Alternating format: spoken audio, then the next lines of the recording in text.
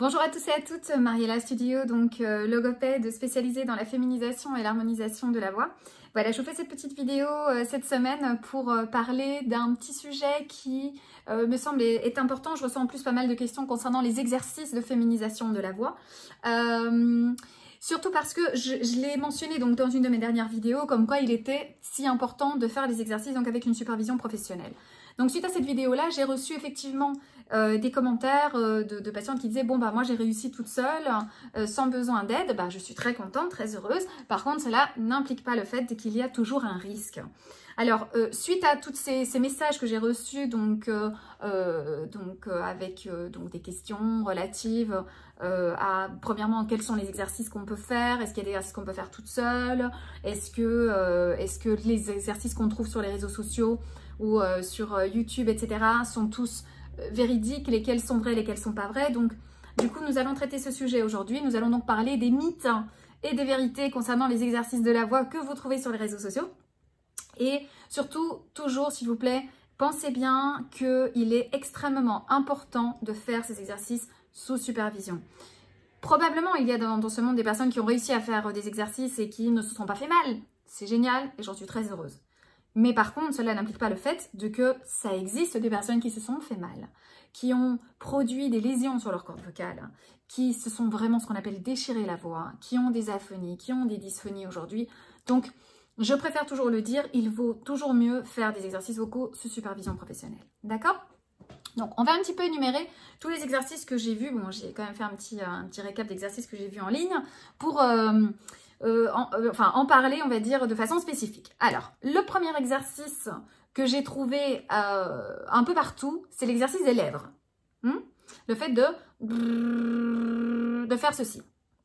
Donc, il y a quelque chose qui est très important à spécifier, et ça je l'ai déjà dit dans mes vidéos précédentes, c'est que l'entraînement vocal, le coaching vocal de féminisation de la voix, c'est un entraînement vocal qui entraîne une voix saine. Nous ne sommes pas dans une rééducation ou une réhabilitation vocale suite à une pathologie, à une lésion ou à un trouble vocal.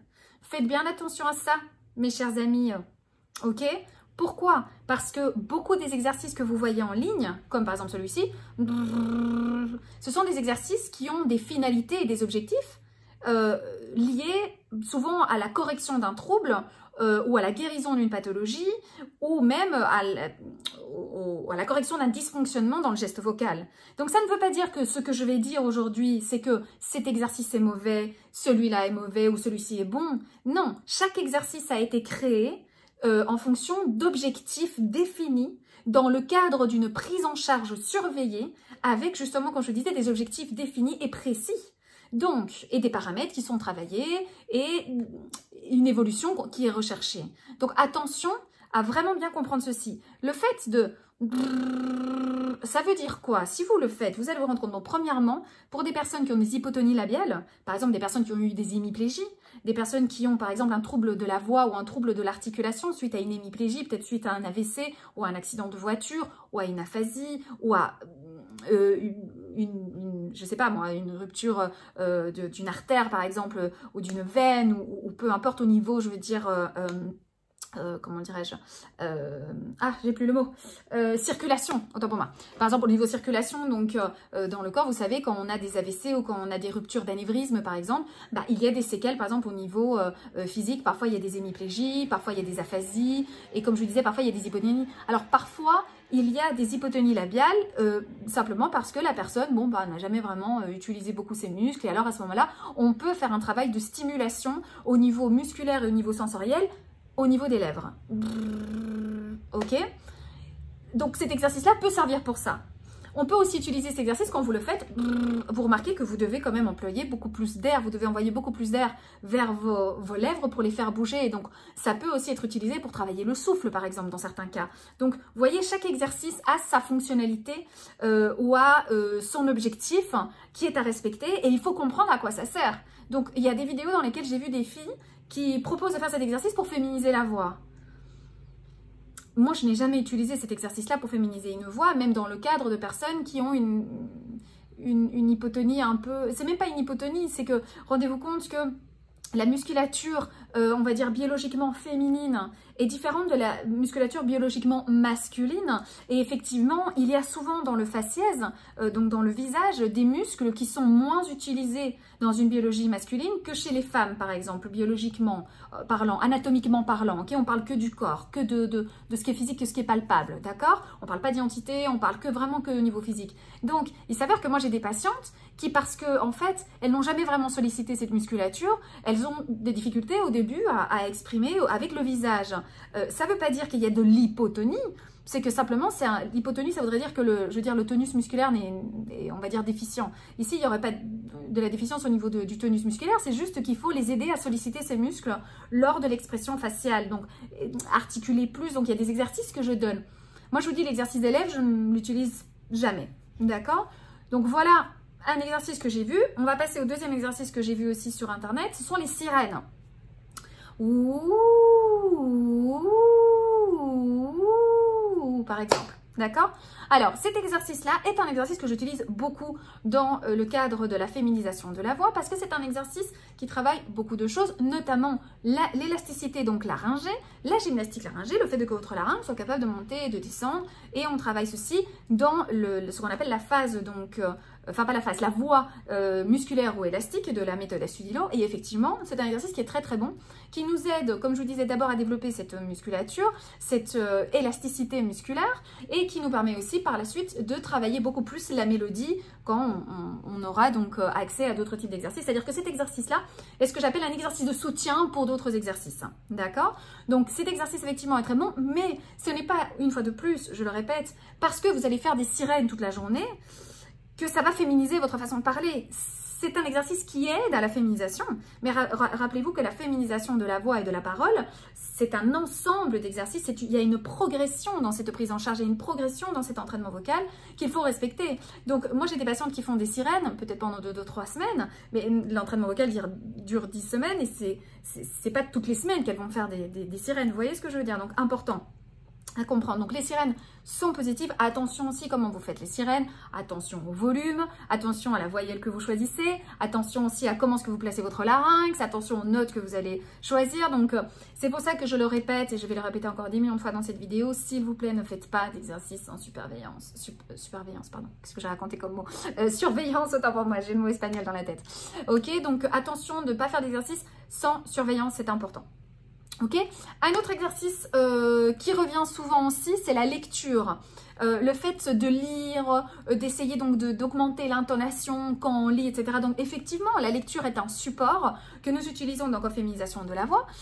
Mais de nouveau, attention à l'objectif de la lecture, parce qu'effectivement, ce n'est pas parce que vous allez lire tous les livres de votre bibliothèque que vous allez féminiser votre voix. Donc on revient toujours à la même chose, c'est-à-dire qu'il faut que cet exercice soit encadré, soit dirigé par une professionnelle ou un professionnel qui soit spécialisé dans la féminisation de la voix pour que cette personne puisse vraiment vous guider dans la réalisation de cet exercice pour qu'il y ait vraiment un objectif à atteindre. Je veux dire par là, vous n'allez pas passer 3 ans à lire, enfin si vous passez 3 ans à lire, c'est pas garanti que votre voix va être féminisée. D'accord? Donc attention avec ceci. Aussi, j'ai vu beaucoup la lecture donc, de poèmes, la lecture de pièces de théâtre, etc. Je dirais attention à la dramatisation. Le fait de « Oh, chère lune, toi qui es là ». Bon, je sais qu'il y a des personnes qui aiment enfin, le théâtre ou l'interprétation. Et d'ailleurs, mais moi, j'utilise beaucoup les jeux de rôle aussi dans la féminisation de la voix. Mais faites attention, comme je vous disais, à ce genre d'exercice parce que ça doit être encadré. Parce que vous n'allez pas passer non plus toute votre vie à faire des lectures à voix haute pour obtenir une voix plus féminine. Une fois de plus, il faut que ce soit encadré. Tous ces petits exercices que vous voyez sur les réseaux vous servent forcément d'une certaine manière à obtenir des objectifs, mais il faut que ce soit vraiment en suivant une ligne conductrice d'un entraînement vocal qui va être encadré par un professionnel, une professionnelle qui va vous aider et vous guider finalement. D'accord ? Alors, je suis en train de réfléchir à Ah oui, un autre exercice aussi très important qui apparaît souvent, c'est la bouteille d'eau et la paille. Ok, alors on revient à cette histoire de voix pathologique. Attention de comprendre bien les exercices. Les exercices avec la voix et la paille, il y a une marque qui s'appelle Laxvox. Ce sont des exercices qui sont extrêmement bons, très positifs, mais vraiment, moi, je le vois beaucoup avec mon collègue Damien, qui travaille beaucoup avec, mais attention, c'est pas seulement une paille et une bouteille, c'est que lui, il a toute une série de différents tubes, de différentes tailles, de différentes matières aussi, enfin bref, et en fonction de combien d'eau vous allez mettre, etc. Donc tout ça, c'est étudié, mais tout ça, ça sert à la rééducation de la voix. D'accord, à la voix pathologique, à rééduquer un trouble, à corriger un mauvais fonctionnement, par exemple. Donc, j'envoie souvent mes patients donc voir mon collègue Damien, comme vous savez bien, dans le cadre d'une optimisation de la voix.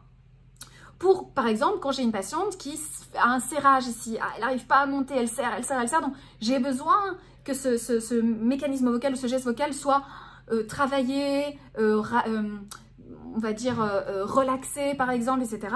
Et donc, dans ce cadre-là, il se peut que mon collègue Damien va utiliser la bouteille et la paille. Mais attention avec cet exercice-là, parce que celui-là, je le vois énormément et ça ne sert à rien de le faire. C'est-à-dire, vous soufflez, pour celles qui ne connaissent pas, vous prenez une bouteille d'eau, bon, celle-ci, elle est grande, hein, mais ce serait une petite bouteille, plutôt un truc, c'est quoi, 25 centilitres ou un peu plus, et vous mettez une paille et en fait, vous soufflez dedans. Vous pouvez même faire des sirènes, par exemple.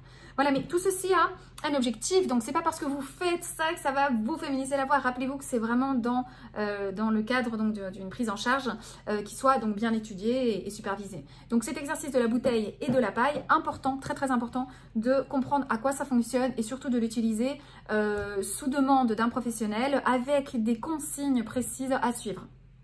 Ok ?